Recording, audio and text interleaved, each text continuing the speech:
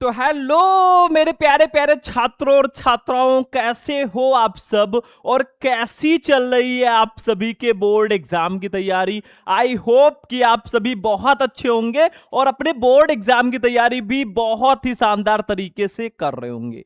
तो जितने भी हमारे स्टूडेंट इस बार हैं क्लास 12 में और जिनको 2027 बोर्ड में फिजिक्स का पेपर देना है ना, उनके लिए आज का ये वीडियो सबसे ज्यादा इंपॉर्टेंट है।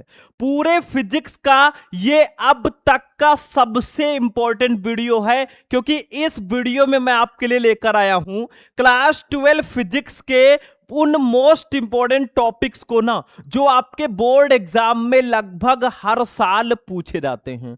बहुत सारे हमारे स्टूडेंट कमेंट कर रहे थे, सर आप मैराथन क्लास तो देते हैं लेकिन आप फिजिक्स के ऐसे टॉपिक लेकर आइए जो सबसे ज्यादा इंपॉर्टेंट हो। तो आज मैं आपके लिए लेकर आया हूं क्लास 12 फिजिक्स के 10 ऐसे मोस्ट इंपॉर्टेंट टॉपिक ना, जो आपके बोर्ड एग्जाम में लगभग हर साल पूछे जाते हैं। और ये 10 टॉपिक आप किसी भी फिजिक्स के टीचर से पूछ लेना कि जो शुभम सर 10 टॉपिक बताए हैं क्या वो इंपॉर्टेंट है, वो भी यही कहेंगे भैया इसको जरूर पढ़ लो क्योंकि ये रिपीटेड क्वेश्चन है। तो इससे बाहर आपके बोर्ड एग्जाम में कुछ नहीं आएगा। वो कौन कौन से 10 टॉपिक हैं सबसे पहले इसको जान लो। और मैं सिर्फ आपको टॉपिक नहीं बताऊंगा भैया, हवा में बातें नहीं करूंगा, मैं इन टॉपिक को एक एक करके आपको पढ़ाऊंगा बहुत ही आसान शब्दों में। कौन कहता है भाई फिजिक्स टफ है, कौन कहता है सर हम फिजिक्स में कमजोर हैं, आप हमारे साथ तो पढ़िए। इतने आसान तरीके से मैं आपको पढ़ा दूंगा ना कि फिजिक्स आपको हलवा लगने लगेगा। अरे भैया 2-2 3-3 दिन रात रात भर जाग करना, पूरे फिजिक्स के क्वेश्चन बैंक, मॉडल पेपर और इसके बाद में जो आपका बुक है सबसे एनालाइज करके मैं 10 टॉपिक आपके लिए ढूंढ कर लेकर आया हूं। ये वीडियो लास्ट तक देख लेना। मैराथन क्लास होगा, भले ही 1 घंटे की क्लास हो जाए, लेकिन इस वीडियो में आपका फिजिक्स में 10 से 15 नंबर तो कम से कम कंप्लीट हो ही जाएगा। तो देखो भैया महत्वपूर्ण टॉपिक कौन कौन से टॉपिक हम पढ़ेंगे। सबसे पहले हम पढ़ेंगे बच्चों कूलाम का नियम, बहुत ज्यादा इंपॉर्टेंट है, वेरी इंपॉर्टेंट। ठीक है, कूलाम का नियम हो सकता है आपको पता हो, पता है तो भी देख लेना, नहीं पता होगा तब तो आपको देखना ही देखना है। फिर दूसरा टॉपिक हम पढ़ेंगे गॉस का प्रमेय, वेरी इंपॉर्टेंट है भाई, मोस्ट इंपॉर्टेंट है ये। ठीक है, बार बार आपके बोर्ड एग्जाम में आता है। फिर हम पढ़ेंगे विद्युत क्षेत्र की तीव्रता, ये भी बहुत इंपॉर्टेंट है। फिर हम पढ़ेंगे विद्युत विभव, बहुत इंपॉर्टेंट है। ये 3 टॉपिक आपके चैप्टर 1 से हैं। ये दोनों टॉपिक सम विभव पृष्ठ, ये आपके चैप्टर 2 से हैं। उसके बाद में संधारित्र की धारिता, ये भी चैप्टर 2 का टॉपिक है। ये सब बहुत इंपॉर्टेंट है। कॉपी पेन लेकर बैठ जाना अगर आपका टारगेट है ना कि शुभम सर के साथ हम इस बार 95% प्लस लेकर आएंगे, तो भैया कॉपी पेन लेकर बैठना, ध्यान से देखना। फिर चैप्टर 3 से हम पढ़ेंगे विशिष्ट चालकता, कई बार आपके बोर्ड एग्जाम में आया। फिर धारा घनत्व पढ़ेंगे, बहुत इंपॉर्टेंट है। फिर सेल का आंतरिक प्रतिरोध, बहुत इंपॉर्टेंट है। फिर किरचॉफ का धारा नियम, बहुत ज्यादा इंपॉर्टेंट है। यही 10 टॉपिक हम एक एक करके पढ़ने वाले हैं बच्चों। अगर आपने इस वीडियो को ना ज्यादा से ज्यादा लाइक किया, अगर आपने सिर्फ इस वीडियो को 1000 लाइक्स तक पहुंचा दिया ना, और सारे बच्चों ने अगर चैनल को भी सब्सक्राइब कर लिया, तो मैं इसका पीडीएफ बिल्कुल फ्री में दे दूंगा। 1000 लाइक अगर आ गया, आप अपने दोस्तों के साथ शेयर कर देना, लेकिन जल्दी से जल्दी। ठीक है, चलो स्टार्ट करते हैं भैया। सबसे पहले हम पढ़ेंगे कूलाम का नियम। भाई कौन कहता है कूलाम का नियम सर हमें समझ में नहीं आता, पूरा नियम मैं आपको बताऊंगा विथ फार्मूला, और एकदम हलवा लगने लगेगा भाई, चम्मच उठाना और खा लेना। ठीक है, मैं बहुत आसान भाषा में आपको समझाने का प्रयास करता हूं। देखो भैया कूलाम का नियम क्या है, इसको हमें समझना है। देखो ध्यान से, कूलाम के नियम के अनुसार क्या कहा कूलाम जी ने, देखो 2 स्थिर बिंदु आवेशों के बीच लगने वाला आकर्षण अथवा प्रतिकर्षण बल दोनों आवेशों के गुणनफल के अनुक्रमानुपाती तथा उनके बीच की दूरी के वर्ग के व्युत्क्रमानुपाती होता है। मतलब भैया हमें 2 बिंदु आवेश लेने हैं, जैसे मैंने यहां पे एक ले लिया, ये आवेश ले लिया, और दूसरा आवेश हमने ये आवेश ले लिया। ठीक है, एक इनका नाम लिख देते हैं भैया, जैसे हम हैं ठीक है, हमारे भाई है तो हमारा चुन्नू मुन्नू नाम है, वैसे इनका भी हम नाम लिख देंगे। ये आपके हो गए आवेश Q1। कौन है भैया? Q1 मतलब पहला आवेश, ठीक है। और ये आपका हो गया आवेश Q2। अब इनके बीच की जो दूरी है भैया, कुछ ना कुछ दूरी भी होगी, तो इनके बीच की जो दूरी है उसको भी हम डिनोट करेंगे। देखो, इसके बीच की जो दूरी है ना, उसको हम लोग डिनोट कर देंगे किससे? इसके बीच की जो दूरी है वो हम मान लेते हैं आर मीटर है। कितना है भैया? R metre. यहां पे ऐसे लिख दो आर, और थोड़ा सा इसको इरेज करके मीटर भी लिख दो, ठीक है, ताकि अच्छा रहे। मान लीजिए इसके बीच की दूरी जो है वो आर मीटर है, या आप केवल आर भी लिख सकते हो। अब देखो क्या कहा जा रहा है, हमने क्या किया है, दो बिंदु आवेश ले लिया है, एक का नाम मैंने दे दिया Q1 और दूसरे का नाम Q2, ठीक है। इनके बीच की दूरी को आर मैंने माना है, बीच की दूरी आर है, ठीक है। अब ध्यान से समझो, हमारे परिभाषा में क्या कहा जा रहा है। देखो, दो स्थिर बिंदु आवेशों के बीच लगने वाला आकर्षण अथवा प्रतिकर्षण बल, मतलब इन दोनों के बीच लगने वाला जो आकर्षण या प्रतिकर्षण बल F होगा, बल को हम F से प्रदर्शित करते हैं, वो किसके बराबर होगा? दोनों आवेशों के गुणनफल के अनुक्रमानुपाती होगा। मतलब जो ये लगने वाला बल F है ना, इन दोनों आवेश पर लगने वाला बल जो F है, इन दोनों आवेश के गुणनफल के अनुक्रमानुपाती होगा, यानी कि F अनुक्रमानुपाती Q1 इंटू Q2, ठीक है। तथा उनके बीच की दूरी के वर्ग के व्युत्क्रमानुपाती होता है, और इसके बीच की दूरी जो R है ना, इसके वर्ग के व्युत्क्रमानुपाती होगा। यही कूलाम का नियम है भैया, बहुत सिंपल है। मतलब दो आवेश ले लो, उनके बीच की दूरी R है, ठीक है। अब इन दोनों आवेशों के बीच जो लगने वाला आकर्षण अथवा प्रतिकर्षण बल है, वो दोनों आवेशों के गुणनफल के अनुक्रमानुपाती होगा, और इसके बीच की दूरी के वर्ग के व्युत्क्रमानुपाती होगा, ठीक है। अब इसका फॉर्मूला हम निकालते हैं बहुत ध्यान से। अभी एक बार मैं और समझाऊंगा, क्योंकि आपको समझाना हमारा काम है। अब मान लो भैया, यदि दो बिंदु आवेश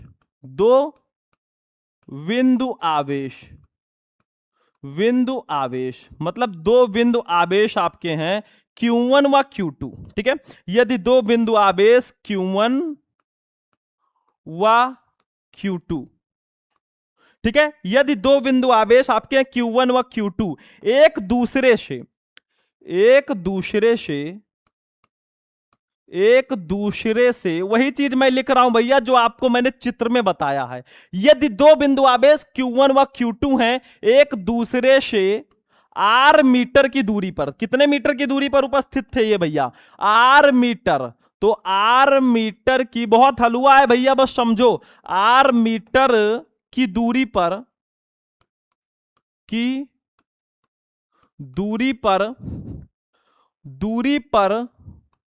उपस्थित हैं, दूरी पर उपस्थित हैं, ठीक है। तो उनके बीच लगने वाला बल, तो उनके बीच लगने वाला बल, ये मैं समझा देता हूं भाई, ऐसे लिख दोगे तो आपके लिए अच्छा रहेगा। लगने वाला बल क्या होगा भैया? बहुत सिंपल है, अभी तो मैंने बताया था भैया। देखो क्या कहा जा रहा है कि यदि दो बिंदु आवेश Q1 व Q2 एक दूसरे से R मीटर की दूरी पर उपस्थित हैं, तो उनके बीच लगने वाला बल क्या होगा? देखो, यदि दो बिंदु आवेश Q1 व Q2 हैं, वो एक दूसरे से R मीटर की दूरी पर उपस्थित हैं, वही मैंने अभी फिगर में बताया है, तो उनके बीच लगने वाला बल F बराबर क्या होगा? अब कूलाम के नियम से बताया गया, तो उनके बीच लगने वाला बल है F, वो अनुक्रमानुपाती होगा। किसके अनुक्रमानुपाती होगा? साइड में देख लो, उन दोनों आवेशों के गुणनफल के अनुक्रमानुपाती होगा, यानी कि F अनुक्रमानुपाती Q1 इंटू Q2। अनुक्रमानुपाती को हम समानुपाती भी बोलते हैं, ये ध्यान रखना। तो इसको हम लोग मान लेंगे बच्चों समीकरण नंबर 1, इसको हम लोग मान लेंगे समीकरण नंबर 1, ठीक है। अब दूसरा कंडीशन क्या है वो भी समझ लो भैया। दूसरी चीज क्या कहा गई? ये कहा गया कि उनके बीच लगने वाला आकर्षण अथवा प्रतिकर्षण बल जो है दोनों आवेशों के गुणनफल के तो अनुक्रमानुपाती है, तथा उनके बीच की दूरी के वर्ग के व्युत्क्रमानुपाती है। वर्ग का मतलब स्क्वायर, और इसके व्युत्क्रमानुपाती है, ठीक है। तो देखो यहां पे फिर कहा गया, और जो बल है वो उनके बीच की दूरी के वर्ग के व्युत्क्रमानुपाती है, यानी कि यफ व्युत्क्रमानुपाती 1/r²। देखो क्या कहा गया था, उनके बीच की दूरी r, उसके वर्ग का मतलब स्क्वायर, उसके व्युत्क्रमानुपाती है, तो यफ अनुक्रमानुपाती 1/r² हो जाएगा। ठीक है, समझ में आया, ये व्युत्क्रमानुपाती अब हो गया। तो इसको हम मान लेंगे बच्चा पार्टी समीकरण नंबर 2। क्या मान लेंगे, समीकरण नंबर 2। अब हम क्या करेंगे भैया, समीकरण 1 व 2 को मिलाएंगे। तो ऐसे लिख दो भैया ध्यान से, समीकरण 1 व 2 से, 1 व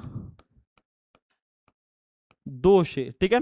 तो समीकरण 1 व 2, देखो आपका लेफ्ट साइड बराबर है, तो एफ जो होगा, एफ अनुक्रमानुपाती क्या हो जाएगा, देखो ध्यान से, एफ अनुक्रमानुपाती क्या हो जाएगा, सिंपल है, Q1 इंटू Q2, आपका ये अनुक्रमानुपाती है तो Q1 इंटू Q2 हो जाएगा, और नीचे R² हो जाएगा। ठीक है, इसको ऐसे लिख सकते हैं कि नहीं लिख सकते हैं, अरे भैया बल जो है वो दोनों आवेशों के गुणनफल के अनुक्रमानुपाती है, तो यफ अनुक्रमानुपाती Q1 इंटू Q2 और उसके बीच की दूरी के वर्ग के व्युत्क्रमानुपाती है, तो अपान R²। दोनों समीकरण को मिला दो भैया, तो दोनों तरफ यफ है, तब तो यफ ही रहेगा, बाकी दोनों को मिला दो। ठीक है, तो ये आपका हो जाएगा कूलाम का नियम।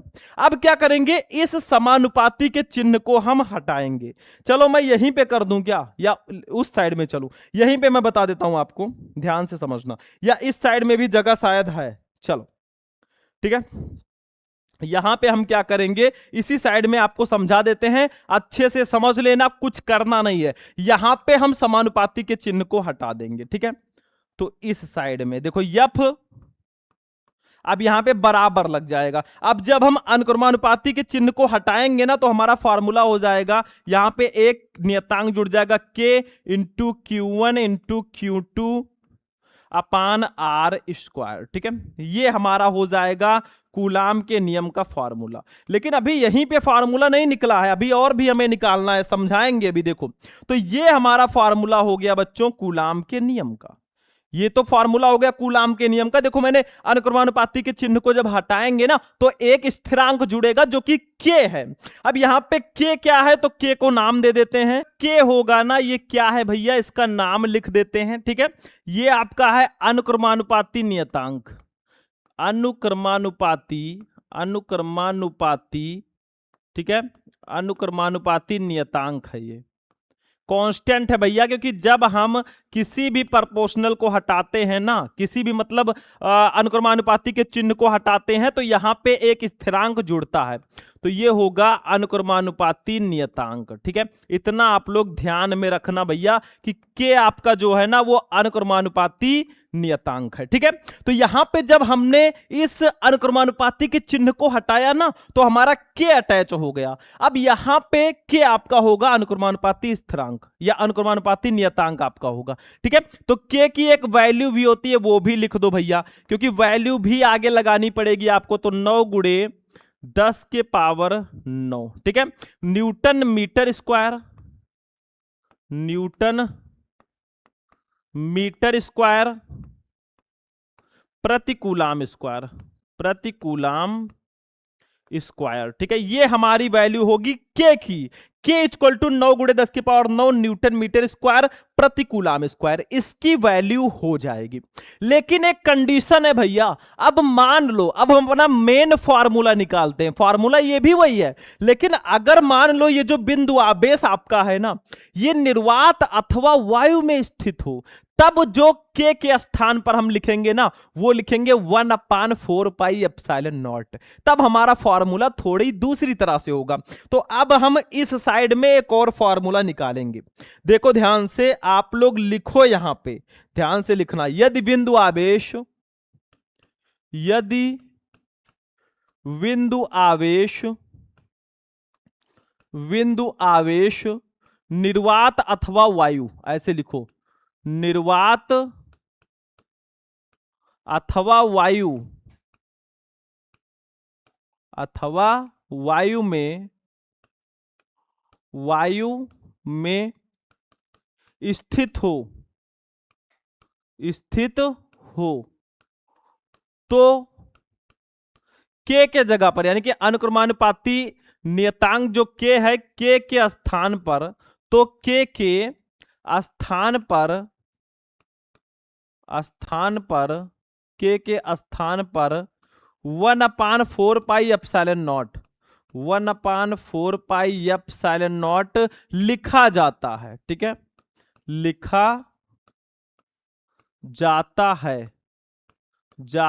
है। ठीक है, तो भैया बिल्कुल सिंपल है। यदि आपके बिंदु आवेश निर्वात अथवा वायु में स्थित होंगे ना, तब के यानी कि अनुक्रमानुपाती नियतांक के स्थान पर 1/4 पाई एप्सिलॉन नॉट लिखा जाएगा। तो हमारा एक और फॉर्मूला आ जाएगा, F इक्वल टू, देखो ध्यान से, यहां पे के जगह पर 1/4 पाई एप्सिलॉन नॉट कर दो, तो यहां पे हमारा हो जाएगा F equal to 1/4 pi epsilon naught into आपका फेम फॉर्मूला बाकी होगा Q1 इंटू Q2 अपान R स्क्वायर। ज्यादातर हमें यही फॉर्मूला देखने को मिलता है, और बल का मात्रक हो जाएगा न्यूटन। तो ये हमारे कूलाम का नियम का ना सबसे जो बिंदास वाला फॉर्मूला है बच्चों, वो आपके सामने आ चुका है। ठीक है, ये कूलाम के नियम का फॉर्मूला है, समझ में आ गया। तो यही है आपका कूलाम का नियम। अब कुछ बच्चे कहेंगे सर जी यहां पे हमें आर तो पता है दूरी है, Q1 Q2 आवेश है, लेकिन ये एप्सिलॉन नॉट क्या है ये बता दीजिए।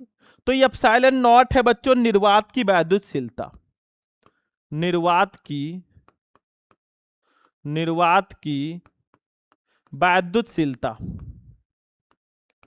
वैद्युतशीलता है आपका एप्सिलॉन नॉट, ये ध्यान रखना। ठीक है, समझ में आ गया। तो कूलाम का नियम समझ में आ गया भाई। एक बार मैं फिर से बताऊंगा, कूलाम के नियम में कहा गया कि दो स्थिर बिंदु आवेशों के बीच लगने वाला आकर्षण अथवा प्रतिकर्षण बल दोनों आवेशों के गुणनफल के अनुक्रमानुपाती तथा उनके बीच की दूरी के वर्ग के व्युत्क्रमानुपाती होता है।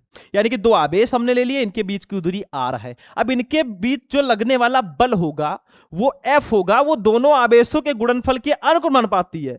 तो F अनुक्रमानुपाती Q1 इंटू Q2, समीकरण 1। समीकरण 2 में क्या बताया गया, इसके बीच की दूरी के वर्ग के व्युत्क्रमानुपाती होगा, तो F व्युत्क्रमानुपाती 1/r स्क्वायर, समीकरण नंबर 2। समीकरण 1 व 2 को मिलाएंगे तो F समानुपाती Q1 इंटू Q2 अपान r स्क्वायर हो जाएगा। तो F बराबर, जब हम समानुपाती के चिन्ह को हटाएंगे तो हमारा के एक स्थिरांक, के एक नियतांक जुड़ जाएगा। तो F बराबर के Q1 इंटू Q2 अपान r स्क्वायर। के है अनुक्रमानुपाती नियतांक, इसकी वैल्यू होती है 9 × 10⁹ न्यूटन मीटर स्क्वायर प्रति कूलाम स्क्वायर। ठीक है, फिर हमने कहा कि अगर बिंदु आवेश निर्वात या वायु में स्थित होगा तो अनुक्रमानुपाती नियतांक के जगह पर हम 1/4 पाई एप्सिलॉन नॉट लिखेंगे। तो F बराबर 1/4 pi epsilon naught into Q1 into Q2 अपान r स्क्वायर न्यूटन। ये हमारा फॉर्मूला आ गया। कुछ बच्चे कहेंगे सर जी यहां पे 1/4 पाई एप्सिलॉन नॉट जो है इसकी वैल्यू कितनी होगी। भैया इसकी वैल्यू वही होगी जो आपके के की वैल्यू थी, यानी कि 1/4 पाई एप्सिलॉन नॉट की वैल्यू होगी 9 × 10⁹ न्यूटन मीटर स्क्वायर प्रति कूलाम स्क्वायर। यही इसकी वैल्यू होगी, ध्यान रखना भैया ये वैल्यू आप लोग। ठीक है, तो स्क्रीनशॉट ले लो, पहले इसका ले लो, फिर इसका ले लो और बाद में इसका ले लो। ठीक है, तो ये हमारा हो चुका है फर्स्ट वाला टॉपिक। अब चलते हैं बच्चों अपने सेकंड टॉपिक पे, यानी कि हमारी लिस्ट में अगर देखा जाए ना दूसरे नंबर पर जो टॉपिक है ना वो है बच्चों गॉस का प्रमेय। समझ में तो आ रहा होगा क्लास ना भैया। वीडियो पसंद आ रहा हो तो फटाफट वीडियो को लाइक कर देना। मैं पूरा इफर्ट कर लगाता हूं ना कि आपको बहुत अच्छे से मैं समझा सकूं। ठीक है, पूरा अपना ट्राई मैं कर लेता हूं बेस्ट। तो चलो भैया अब दूसरा वाला क्वेश्चन हम लोग देखेंगे, गॉस का प्रमेय क्या है।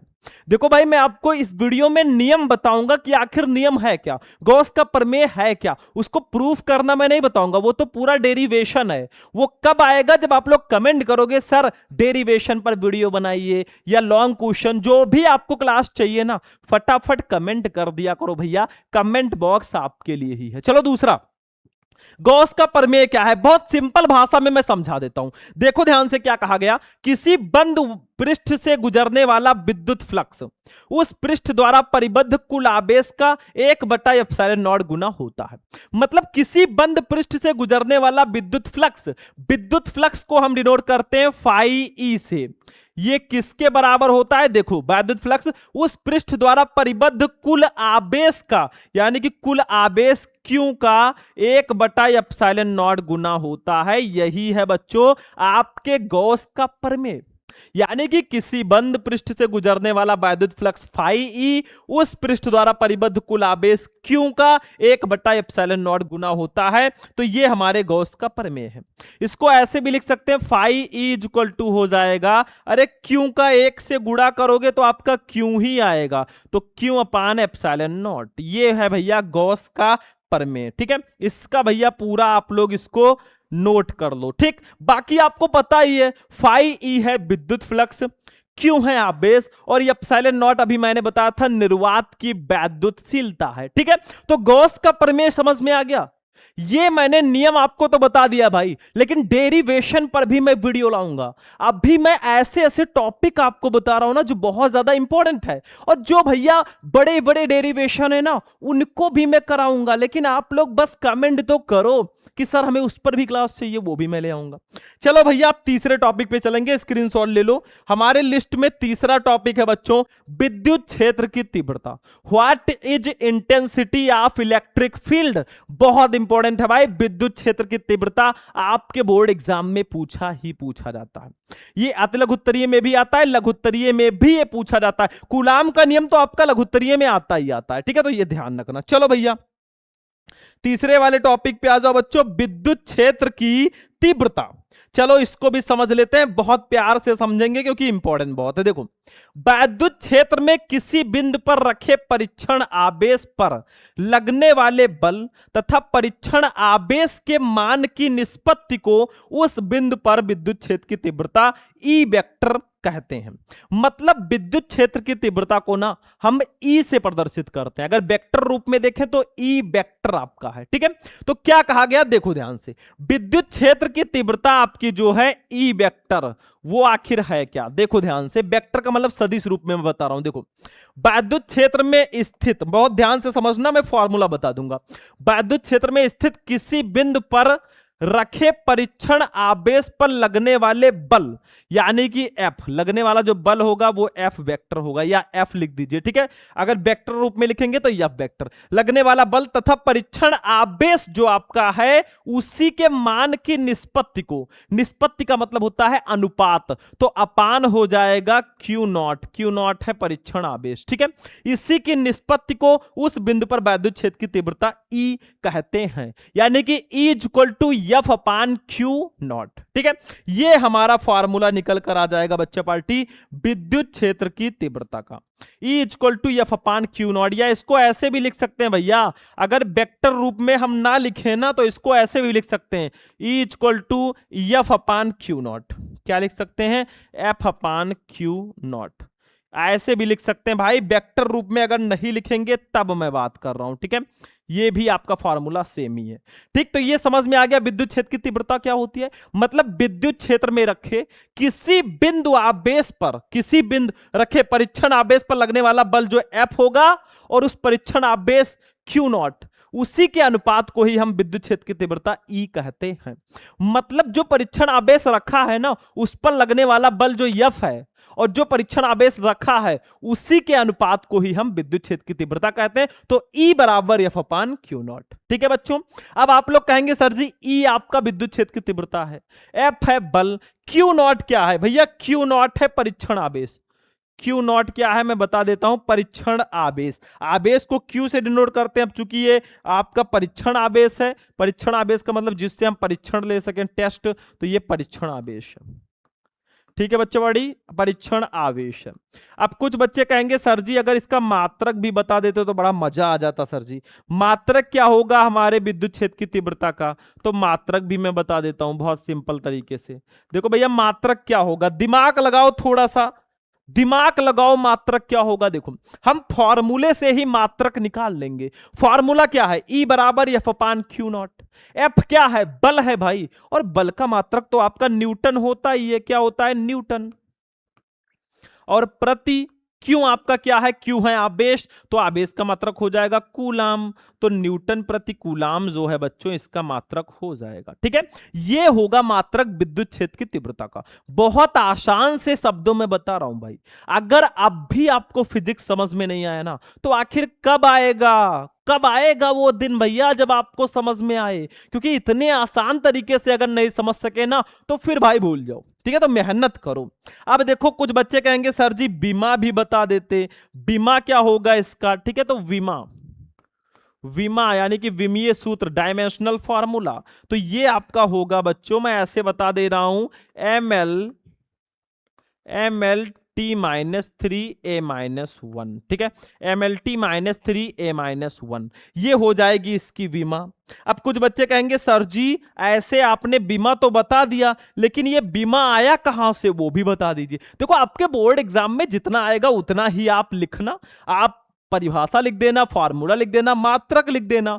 बीमा अगर मान लीजिए पूछा रहा था तो बीमा लिख देना, लेकिन आएगा कहां से वो भी मेरा काम है बताना भाई, मैं डीपली जाऊंगा अच्छे से। तो देखो आपका फॉर्मूला है E बराबर एफ अपान क्यू नॉट। अब अगर E की विमा निकालनी है ना, E की विमा, तो आपको पहले F की विमा पता होनी चाहिए। मैं निकाल के बता दे रहा हूं, देखो ध्यान से। F की विमा क्या होती है, बल है, इसकी विमा होती है MLT minus two, MLT minus two, यही तो बीमा होती है भैया बल की, MLT माइनस टू ही बीमा होती है बल की। और नीचे Q है आवेश, आवेश की बीमा होती है AT, क्योंकि Q इक्वल टू IT होता है, I की बीमा A, T का T हो जाएगा। अब यहां से हम बीमा भैया बड़े आसानी से निकाल लेंगे, ऊपर नीचे थोड़ा सा ले जाओ बीमा निकल आएगा। देखो ध्यान से, यहां पे हमारा हो जाएगा MLT माइनस टू, और नीचे वाला ऊपर जाएगा तो AT है, ऊपर जाएगा तो ये हो जाएगा A minus one T minus one, क्योंकि नीचे से ऊपर जा रहा है ना, तो इसके ऊपर जो एक लगा होता है वो माइनस में हो जाएगा। अब भैया विमा हम निकाल लेंगे, ऐसे विमा हम लोग निकाल लें भैया। ठीक है, E की विमा, या ऐसे विमा भी लिख सकते हो। ठीक है, तो फाइनली जो E की विमा आएगी, E की विमा, फाइनल आंसर हमारा जो आ जाएगा ना, वो देखो क्या आएगा, ध्यान से समझना। यहां पे यम आपका यम रहेगा, यल अकेला है भैया, अकेला रहेगा। T माइनस टू है, ये T माइनस वन है, तो माइनस माइनस प्लस दोनों जुड़ जाएंगे तो T माइनस थ्री हो जाएगा। और A आपका माइनस वन ऑलरेडी है, तो A माइनस वन हो जाएगा। बस वही तो आ गया भैया जो मैंने बताया था, MLT minus three A minus one. ठीक है, तो ऐसे आपको निकालना है, आसान है ना, हलवा है बिल्कुल से, खा लो भैया, सिंपल बहुत है। तो समझ में आया विद्युत क्षेत्र की तीव्रता क्या होती है। मतलब विद्युत क्षेत्र में किसी बिंदु पर रखे परीक्षण आवेश पर लगने वाला बल F तथा परीक्षण आवेश के मान की निष्पत्ति यानी कि उसी के अनुपात को ही हम विद्युत क्षेत्र की तीव्रता कहते हैं। E बराबर F upon Q not, vector रूप में E वेक्टर बराबर है F vector upon Q not. Q not है परीक्षण आवेश, मात्रक होगा न्यूटन प्रति कूलम, मैंने फॉर्मूले से ही मात्रक निकाल दिया आसानी से। विमा होगी MLT minus three A minus one, और इस तरह से आप बीमा भी निकाल सकते हो। ठीक है, सिंपल सा तो था भैया, ये भी टॉपिक समझ में आ गया ना। अरे भाई बहुत सिंपल है, बाकी आप टेंशन मत लेना भाई। फिजिक्स में अगर थोड़ा सा भी डर होगा आपके अंदर ना, उसको हम ऐसे खींच के बाहर निकाल लेंगे। ठीक है, चलो भैया अगला क्वेश्चन देख लो, इसको आप लोग पहले स्क्रीनशॉट ले लो भाई, ले लो स्क्रीनशॉट फटाफट। अगले क्वेश्चन पे आ जाओ भैया। अगला क्वेश्चन हमारे चैप्टर 2 से होगा, टॉपिक नंबर 4, विद्युत विभव क्या होता है। ये हमारे चैप्टर नंबर 2 का टॉपिक है, जो कि बहुत ज्यादा इंपॉर्टेंट है। तो हम अब हम लोग चलेंगे बेटा विद्युत विभव पर। ये देखो विद्युत विभव क्या होता है, एकदम सिंपल तरीके से मैं बताऊंगा। देखो विद्युत क्षेत्र में किसी बिंदु पर विद्युत विभव जो V होता है, विद्युत क्षेत्र में किसी बिंदु पर विद्युत विभव जो V होता है, वो परीक्षण आवेश प्लस Q नॉट को अनंत से उस बिंदु तक लाने में किए गए कार्य W तथा परीक्षण आवेश के मान की निष्पत्ति के बराबर होता है। जैसे विद्युत क्षेत्र की तीव्रता जो था वो बल अपान परीक्षण आवेश था ना, यहां पे क्या होगा, W अपान Q नॉट होगा। मतलब क्या कहा जा रहा है, देखो विद्युत क्षेत्र में किसी बिंदु पर विद्युत विभव B, परीक्षण आवेश Q नॉट को अनंत से उस बिंदु तक लाने में किए गए कार्य यानी कि W और उस परीक्षण आवेश के मान की निष्पत्ति यानी कि उसी के अनुपात के बराबर होती है। तो W अपान Q नॉट हो जाएगा, V equal to W upon Q naught हो जाएगा भैया। ये हमारे विद्युत विभव का फॉर्मूला होगा। ठीक है, एकदम सिंपल है कि नहीं है भाई, एकदम हलवा है। V equal to W upon Q naught हो गया। ठीक है, समझ में आ रहा है? समझो भाई, बहुत आसान है। अब कुछ बच्चे कहेंगे सर जी यहाँ पे मात्रक बता दीजिए, क्या होगा मात्रक? ठीक है, मतलब जो आपका विद्युत विभव होगा ना, वो परीक्षण आवेश को अनंत से उस बिंदु तक लाने में किया गया कार्य जो W होगा और परीक्षण आवेश के अनुपात के बराबर होगा। तो V equal to W upon Q naught. अब मात्रक बताओ, आप लोग दिमाग लगाओ, थोड़ा सा दिमाग लगाओ। W क्या है? कार्य है, कार्य का मात्रक जूल होता है, तो यहां पे लिख देंगे जूल। और प्रत क्यों है आवेश? आवेश का मात्रक कूलाम होगा भैया, कूलाम होगा। ठीक है, तो जूल प्रति कूलाम हो गया। या इसका मात्रक जो होता है भैया वोल्ट भी होता है, आप लोगों को पता होगा। विद्युत विभवांतर का मात्रक, विभव का मात्रक जो होता है ना, वो वोल्ट भी होता है। तो ये इसका मात्रक हो जाएगा भैया। मात्रक होगा जूल प्रति कूलाम फॉर्मूले से, और वोल्ट आपका विद्युत विभव का मात्रक ऑलरेडी होता है। चलो भैया, आप कुछ बच्चे कहेंगे सर जी इसका भी बीमा बता दीजिए, क्या होगा? इसकी भी बीमा बता दीजिए। तो इसकी विमा क्या होगी वो मैं आपको बता देता हूं, बहुत ध्यान से समझना भैया। ML2 T-3 A-1, ये इसकी विमा हो जाएगी। ठीक है, ये हो जाएगी हमारी विद्युत विभव की विमा। तो ये फार्मूला और विमा तो समझ में आ गया। अब कुछ बच्चे कहेंगे इसका भी विमा निकाल के बता दीजिए सर जी। चलो भैया, आपके लिए कुछ भी करेंगे। तो V इक्वल टू हमारा क्या है फॉर्मूला? अगर V की विमा निकालनी है ना, V की विमा, तो V इक्वल टू हमारा है बच्चों W अपान क्यू नॉट। क्या है? W upon Q not. तो V का बीमा निकालना है, तो W की बीमा क्या होती है? तो ML2 T-2 होती है इसकी बीमा। ML2 T-2 होती है। जैसे बल की बीमा थी MLT-2, तो इसमें ML2 रहेगा, L के पावर 2 रहेगा। Q नॉट की बीमा 80 आपका है ही, Q की बीमा 80 ही होती है। ठीक है, अब यहीं से हम लोग निकाल लेंगे, देखो ध्यान से।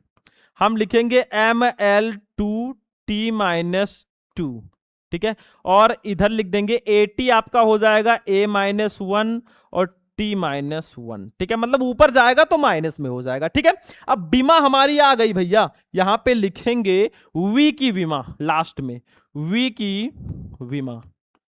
तो V की बीमा जो लास्ट में एटलीस्ट हमारी आएगी ना, वो क्या आएगी? देखो ध्यान से, M आपका ऐसे ही रहेगा, L2 ऐसे ही रहेगा, T-2 है, T-1 है, तो ये दोनों जुड़ जाएंगे, T-3 हो जाएगा, और A-1 आपका ऐसे ही रहेगा। ये हो जाएगी विद्युत विभव की विमा।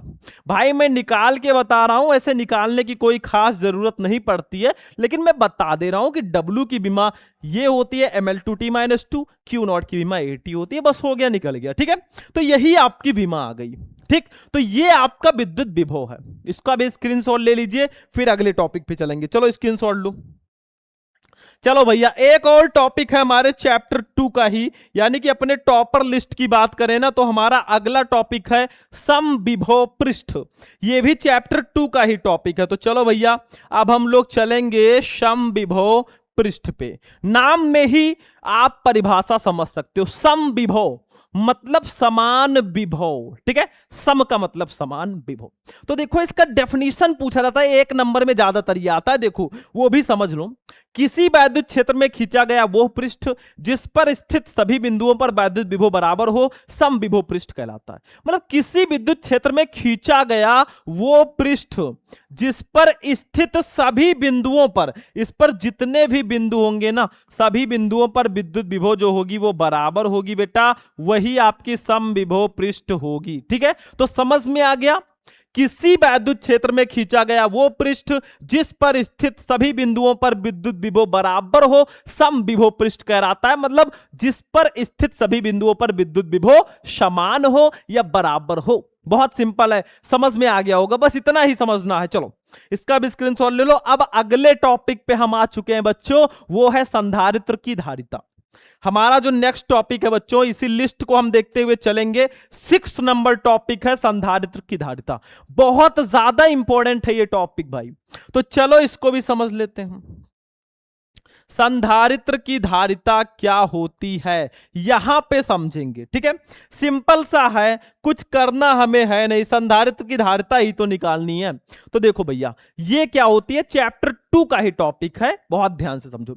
किसी संधारित्र की धारिता, संधारित्र क्या होता है पता है? संधारित्र एक ऐसा समायोजन है जिसमें हम किसी चालक के आकार या आकृति में परिवर्तन किए बिना उस पर पर्याप्त मात्रा में आवेशों को संचित या संग्रहित कर सकते हैं। लेकिन हम धारिता पढ़ रहे हैं तो देखो, किसी संधारित्र की धारिता जो C है, धारिता को हम C से प्रदर्शित करते हैं, तो किसी संधारित्र की धारिता उसकी एक प्लेट को दिए गए आवेश तथा दोनों प्लेटों के बीच उत्पन्न विभवांतर के अनुपात के बराबर होती है। भाई संधारित्र में 2 प्लेटें होती हैं, पता है कि नहीं पता है? वैसे फिगर बनाने की आपको कोई खास जरूरत नहीं है, संधारित्र में 2 प्लेटें होती हैं। अब क्या कहा जा रहा है, किसी संधारित्र की जो धारिता C है ना, वो उसके एक प्लेट को दिए गए आवेश Q तथा दोनों प्लेटों के बीच उत्पन्न विभवांतर V इसी के अनुपात के बराबर होती है, यानी कि C = Q/V। ये हमारा सिंपल वाला फॉर्मूला आ चुका है, ठीक है। वैसे फिगर की कोई जरूरत यहां पे नहीं है, बस मैं समझाने के लिए आपको कह रहा था भाई कि किसी संधारित्र की धारिता उसकी एक प्लेट को दिए गए आवेश Q तथा दोनों प्लेटों के बीच उत्पन्न विभवांतर V के अनुपात के बराबर होती है, C = Q/V। मात्रक क्या होगा भैया? मात्रक क्या होगा इसका वो भी समझ लो। मात्रक तो आसान है, शायद आपको पता ही हो, नहीं पता तो हम बताते। Q है आवेश, आवेश का मात्रक हो जाएगा बच्चों कूलाम। क्या हो जाएगा? कूलाम। और प्रति V है आपका विभव, विभव का मात्रक हो जाएगा वोल्ट। तो कूलाम प्रति वोल्ट जो है इसका मात्रक हो जाएगा। या इसका एक और मात्रक होता है, याद रखना भैया, वो है फैरड। फैरड शायद आपको पता हो, ठीक है, ये फैरड होता है, इसका ये मात्रक हो गया, ठीक है। बीमा उमा इसमें पूछी नहीं जाती है कुछ खास, तो ये इसका मात्रक हो जाएगा। कुछ चीजें और आप लोग ध्यान रखना भैया, जैसे 1 माइक्रोफैरड, देखो माइक्रोफैरड में कहीं कहीं वैल्यू दी जाती है, तो 1 माइक्रोफैरड की वैल्यू जो होती है वो 10⁻⁻6 फैरड होती है। अगर 1 पिकोफैरड की वैल्यू आपको दे दी गई, 1 पिकोफैरड बराबर कितना होता है, तो वो किसके बराबर होता है भैया? 10⁻12 फैरड, ठीक है। मतलब अगर आपको फैरड में वैल्यू नहीं दी गई है, माइक्रो फैरड में दी गई है ना, तो आप ऐसे कन्वर्ट कर सकते हो। जैसे मान लीजिए 2 माइक्रो फैरड धारिता दी गई है, अब आपको फैरड में बदलना है तो 2 × 10⁻⁻6 कर दो, 10⁻⁻6 से गुणा कर दो, ठीक है। तो संधारित्र की धारिता क्या होती है समझ जाओ। देखो, किसी संधारित्र की धारिता C, उसकी एक प्लेट को दिए गए आवेश Q तथा दोनों प्लेटों के बीच उत्पन्न विभवांतर V के अनुपात के बराबर होती है, C = Q/V। मात्रक होगा कूलाम प्रति वोल्ट या फैरड। और इसका जो है ये वैल्यू आप लोग याद रखना कि 1 माइक्रोफैरड बराबर 10⁻⁻6 फैरड, 1 पिकोफैरड बराबर 10⁻⁻12 फैरड, ठीक है। तो इसका भी आप लोग स्क्रीनशॉट ले लो, स्क्रीनशॉट ले लो पहले। तो हो गया स्टूडेंट स्क्रीनशॉट। चलिए भैया अब हम अगले टॉपिक पे चलेंगे। तो अगला टॉपिक हमारे जो लिस्ट में है ना, वो है बच्चों विशिष्ट चालकता। बहुत इंपॉर्टेंट है और चैप्टर 3 का ये टॉपिक है। मतलब इस क्लास में हमने चैप्टर 1 से 3 तक के टॉपिक लिए हैं, ठीक है। तो विशिष्ट चालकता क्या होती है, ऐसे स्क्रॉल करते करते मैं आपको बता दूं, विशिष्ट प्रतिरोध के व्युत्क्रम को ही हम विशिष्ट चालकता बोलते हैं। देखो ये भैया बहुत सिंपल सा टॉपिक है, लेकिन बहुत इंपॉर्टेंट है। आप प्रीवियस ईयर पेपर उठाकर देख लीजिए ना, ये टॉपिक आपके बोर्ड एग्जाम में बार बार रिपीट हुए हैं, तो इसको हल्के में मत लेना बच्चों। देखो क्या कहा गया है, देखो, किसी चालक के पदार्थ के विशिष्ट प्रतिरोध के व्युत्क्रम को उस पदार्थ की विशिष्ट चालकता कहते हैं। मतलब सिंपल में बताऊं तो विशिष्ट प्रतिरोध के व्युत्क्रम को विशिष्ट चालकता कहा जाता है। एकदम सिंपल भाषा में परिभाषा, इसे हम सिग्मा से प्रदर्शित करते हैं। सिग्मा जो है ना, कुछ ऐसा आधा ना की तरह बनता है, तो ये आप लोग ध्यान रखना, इसको आधा ना मत समझ लेना, ठीक है। तो देखो भैया, जो सिग्मा इक्वल टू होता है वो किसके बराबर होता है? विशिष्ट प्रतिरोध के व्युत्क्रम के बराबर होता है। तो सिग्मा इक्वल टू 1/ρ। रो आपका है बच्चों वो विशिष्ट प्रतिरोध है, थोड़ा टेढ़ा पी आप बना दो, वही आपका रो है, ठीक है। अब यहां पे रो क्या है वो मैं समझा देता हूं। रो आपका है बच्चों विशिष्ट प्रतिरोध, विशिष्ट प्रतिरोध, विशिष्ट प्रतिरोध है आपका रो। ठीक है, तो ये समझ में आ गया भैया, मतलब एकदम सिंपल सा है कि विशिष्ट प्रतिरोध के व्युत्क्रम को ही हम विशिष्ट चालकता बोलते हैं। सिग्मा इक्वल टू 1 रो, रो है आपका विशिष्ट प्रतिरोध। एक चीज मैं आपको बता दूं बच्चे पार्टी, इसका मात्रक क्या होगा, मात्रक बहुत इंपॉर्टेंट है इसका। तो मात्रक जो इसका होगा ना वो होगा भैया, क्या हो जाएगा, इसका मात्रक होगा ohm inverse, ohm inverse metre inverse. ठीक है, ओम इनवर्स मीटर इनवर्स। या इसका एक और मात्रक होता है, मैं लाइन से लिख देता हूं, या इसका एक और मात्रक होता है महोमीटर इनवर्स, महोमीटर इनवर्स। ठीक है, ये सब आए तो समझ जाना। या इसका एक और मात्रक होता है भैया, वो होता है साइमन सेंटीमीटर इनवर्स, साइमन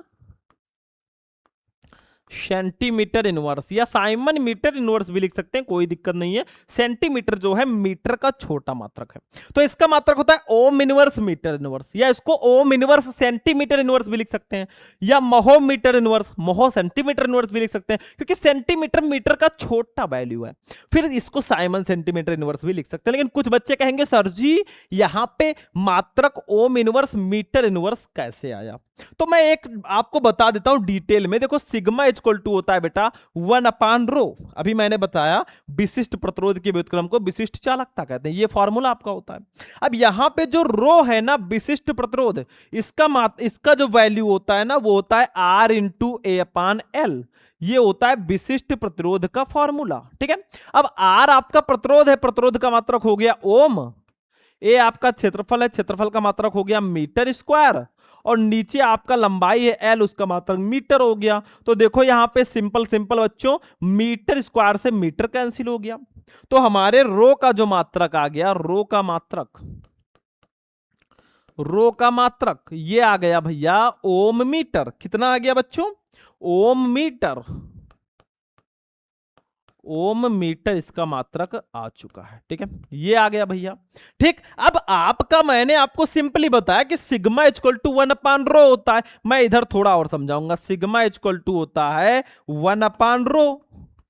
अब अगर सिग्मा का मात्रक निकालना है भैया तो क्या करो आप लोग, देखो 1/रो के मात्रक हमने निकाल ही लिया, रो का मात्रक होता है ओम मीटर, ओम मीटर, ये हमारे रो का मात्रक होता है। अब ओम और मीटर दोनों के ऊपर एक लगा होता है, इसको ऊपर ले जाओगे तो ये हमारा हो जाएगा ohm inverse, ohm inverse metre inverse. ठीक है, तो निकल गया ना, निकला कि नहीं निकला, वही वैल्यू आ गई जो मैंने बताया था, मतलब ये सिग्मा का मात्रक आ गया विशिष्ट चालकता का। ठीक है, तो वही तो मैंने बताया था, ये ओम इनवर्स मीटर इनवर्स होगा। ठीक है, तो ऐसे आप निकाल भी सकते हो, अगर कोई पूछ ले भैया कैसे इसको निकालेंगे, तो ऐसे आप लोग फॉर्मूला लगाकर अच्छे से निकाल भी सकते हो कि भैया ऐसे आएगा। ठीक है, तो ये चीज समझ में आ गया ना, बहुत आसान है। चलो अगले टॉपिक पे चलते हैं, पहले आप इसका जो है स्क्रीनशॉट ले लीजिए, इसका ले लीजिए, इसका ले लीजिए। अब चलते हैं अपने नेक्स्ट टॉपिक पे। अपने लिस्ट में जो अगला टॉपिक है बच्चों ना वो है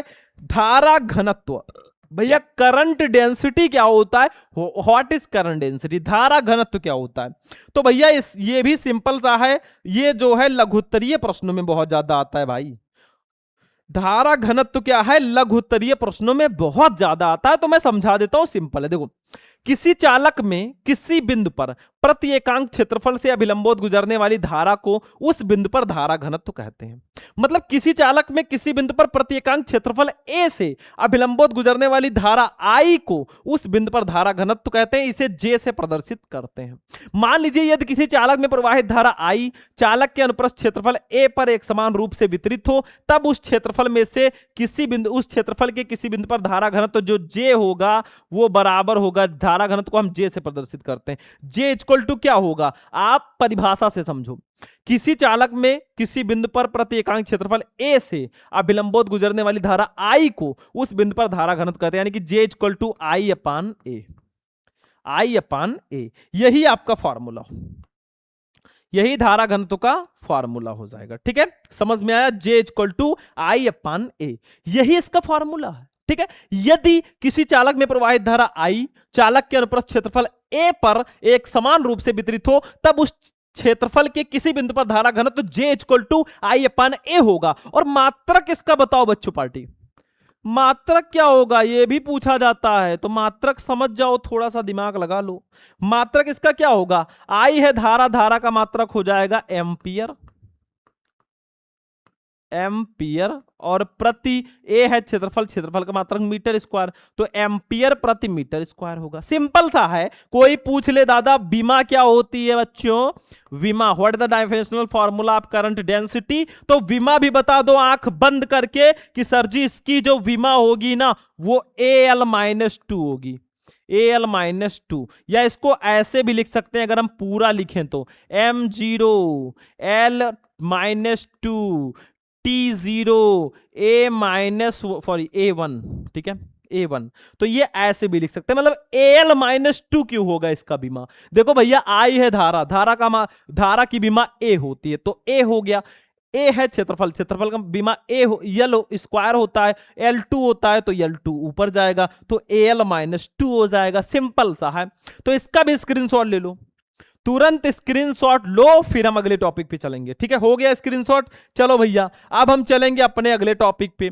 अगला टॉपिक हमारा बहुत इंपॉर्टेंट है भाई, शेल का आंतरिक प्रतिरोध क्या होता है। सेल का आंतरिक प्रतिरोध, what is the internal resistance of a cell.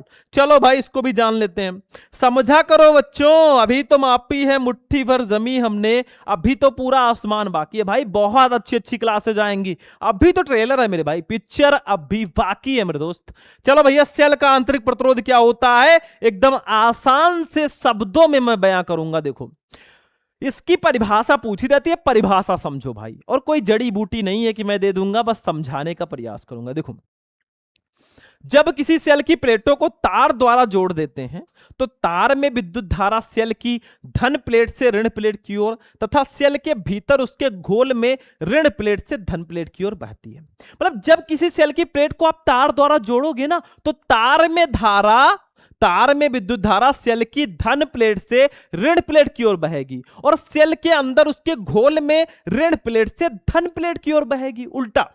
अब इस प्रकार सेल की दोनों प्लेटों के बीच सेल के भीतर विद्युत धारा के प्रवाह में घोल के द्वारा जो उत्पन्न अवरोध होगा उसी को सेल का आंतरिक प्रतिरोध कहेंगे। अवरोध का मतलब ही है प्रतिरोध करना या रोकना, ठीक है। तो ये डेफिनेशन आप लिख लो, बाकी कुछ नहीं करना है भाई, इसमें कोई ट्रिक नहीं है कि मैं बता दूंगा तुरंत याद हो जाएगा। सुबह उठकर बढ़िया से अच्छे से याद कर लेना, इसको नोट करो। चलो हो गया, अब चलते हैं अपने लास्ट वाले टॉपिक पे बच्चों। लास्ट टॉपिक आज के इस क्लास का है वो है किरचॉफ का धारा नियम, मतलब किरचॉफ का पहला नियम, बहुत इंपॉर्टेंट है और हमारे क्लास का ये सबसे लास्ट वाला टॉपिक होगा।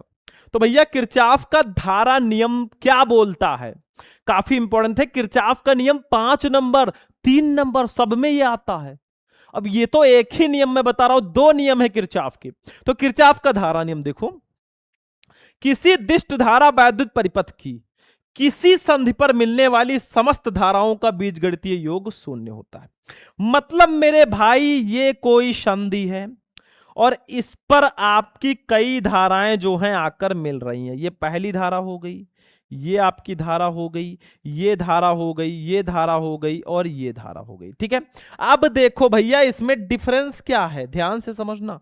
ये आपकी धारा है I1, ये धारा है I2, ये धारा है I3, ये धारा है I4, ये धारा है I5, ठीक है। तो 5 धाराएं हैं, ये सब एक संधि पर आकर मिल रही हैं। देखो इसके बीच में जो है ना एक संधि है, यहां पे ये देखो ये एक संधि है। इस संधि को भी हम O नाम दे देते हैं। क्या O नाम दे दिया हमने। तो अब क्या कहा जा रहा है नियम में वो समझने का आप लोग प्रयास करना भैया, कि किसी दिष्ट धारा वैद्युत परिपथ की किसी भी संधि पर मिलने वाली सारी जो धाराएं हैं ना उसका बीजगणितीय योग 0 होता है। अब यहां पे एक चीज नोट करना, I1 और I2 जो धारा है वो संधि की ओर आ रही हैं। देखो इसका एरो आप नोट करो, इधर की तरफ एरो है, और I3 I4 I5 संधि से दूर जा रही हैं। तो संधि की ओर आने वाली धाराओं को हम पॉजिटिव लेंगे, ठीक है, और जो संधि से दूर जाएंगी उन धाराओं को हम निगेटिव लेंगे, ठीक है। ये समझना, जो दूर जाएंगी उसको हम निगेटिव लेंगे, ठीक है, तो देखो ध्यान से, अब इनका जो बीजगणितीय योग होगा, मतलब सारी धाराओं का सिग्मा आई, यानी कि जो बीजगणितीय योग होगा समस्त धाराओं का, वो होगा 0। ये तो इसका फॉर्मूला हो गया। क्या हो गया इसका? ये हमारे धारा नियम का फॉर्मूला हो गया कि किसी संधि पर मिलने वाली समस्त धाराओं का बीजगणितीय योग 0 होता है, सिग्मा आई इक्वल टू 0। इस संधि पर जितनी भी धाराएं मिल रही हैं ना, सबका बीजगणितीय योग 0 है। लेकिन अब हम थोड़ा सा और समझेंगे। देखो, यदि संधि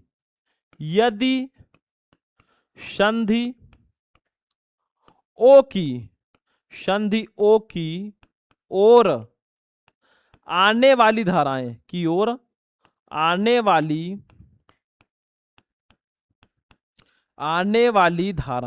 मान लीजिए संधि ओ की ओर आने वाली धाराएं क्रमशः I1 व I2, क्रमशः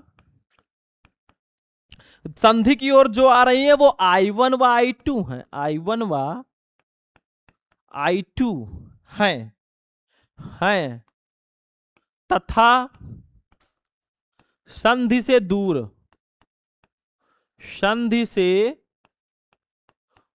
जाने वाली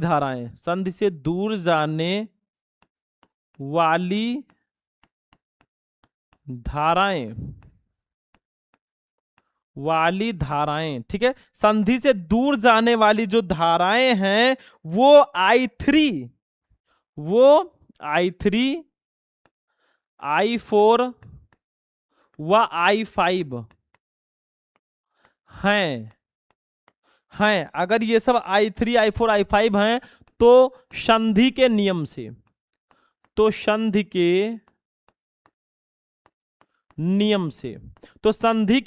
से क्या कहा जा रहा है? संधि का नियम ये कह रहा है भैया, किरचॉफ का पहला नियम ये कह रहा है कि किसी दिष्ट धारा वैद्युत परिपथ की किसी संधि पर मिलने वाली समस्त धाराओं का बीजगणितीय योग 0 होगा। तो अगर आपकी I1 प्लस I2, ये दोनों धाराएं जो हैं, इन्हीं में I3, I4, I5 भी जोड़ देंगे, लेकिन संधि से जो दूर जाएंगे उनको निगेटिव लेंगे, तो -I3, -I4 और -I5, इन सब की वैल्यू जो है 0 होगी। यही तो कहा गया था।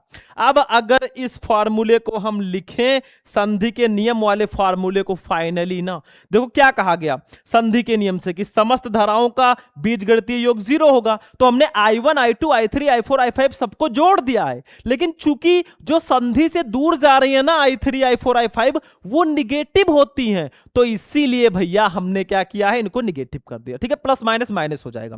तो हमारा फाइनल आंसर जो आएगा वो आएगा I1 प्लस I2। थोड़ा समझ लेना भैया, I1 प्लस I2 बराबर आपका हो जाएगा, देखो I3, I4, I5 इस साइड में आ जाएंगे, I3 plus I4 plus I5 ये इस साइड में आ गए भैया। तो यही हमारा फाइनल नियम होगा, ये नीचे वाला I1 प्लस I2 बराबर I3 plus I4 plus I5, ये निगेटिव वाले जो हैं इधर आ जाएंगे। एक चीज और याद रखना, किरचॉफ का पहला नियम आवेश संरक्षण के नियम पर आधारित है। मतलब ये किरचॉफ का जो धारा नियम है ना, ये आवेश संरक्षण के सिद्धांत के नियम पर आधारित है, कार्य करता है। तो समझ में आ गया, किसी दिष्ट धारा वैद्युत परिपथ की किसी भी संधि पर मिलने वाली समस्त धाराओं का बीजगणितीय योग 0 होता है, सिग्मा आई बराबर 0। अब जो धाराएं संधि की ओर जाएंगी उनको पॉजिटिव लेंगे, जो धाराएं संधि से दूर जाएंगी वो निगेटिव होंगी। तो I1, I2 संधि O की ओर आ रही हैं, I3, I4, I5 संधि से दूर जा रही हैं। तो लिखो, यदि संधि O की ओर आने वाली धाराएं क्रमशः I1 व I2 हैं तथा संधि से दूर जाने वाली धाराएं क्रमशः I3, I4 व I5 हैं, ठीक है, I5 हैं, तो संधि के नियम से I1 plus I2 plus I3 plus I4 होना चाहिए, लेकिन ये सब निगेटिव रहेंगी, तो -I3 -I4 -I5 बराबर सबका योग 0 होगा किरचॉफ के नियम से। तो I1 प्लस I2 बराबर I3 plus I4 plus I5, बस हो गया। ठीक है, तो इसको नोट कर लो भैया, फटाफट इसको आप लोग नोट कर लो, चलो नोट करो, इसका स्क्रीनशॉट ले लिया आप लोगों ने, ले लो भैया, बहुत इंपॉर्टेंट है। ठीक है, तो हमने जो है आज के इस क्लास में, देखो ध्यान से, आज के इस क्लास में हमने पढ़ा क्लास 12 फिजिक्स के 10 ऐसे मोस्ट इंपॉर्टेंट टॉपिक को ना, जो हर एक स्टूडेंट को पढ़ना बहुत ज्यादा जरूरी है, क्योंकि ये आपके बोर्ड एग्जाम में लगातार पूछे रहते हैं। ये 5 टॉपिक हमने पढ़ लिया और ये 5 टॉपिक। ठीक है, तो आपको वीडियो कैसा लगा भैया? क्लास अच्छा लगा हो तो फटाफट इस वीडियो को लाइक कर देना, चैनल पर नए हो तो चैनल को भी सब्सक्राइब करके रखना। बाकी हम चलते हैं, फिर आपसे मिलेंगे किसी नेक्स्ट वीडियो में नेक्स्ट शानदार टॉपिक के साथ। तब तक के लिए जय हिंद।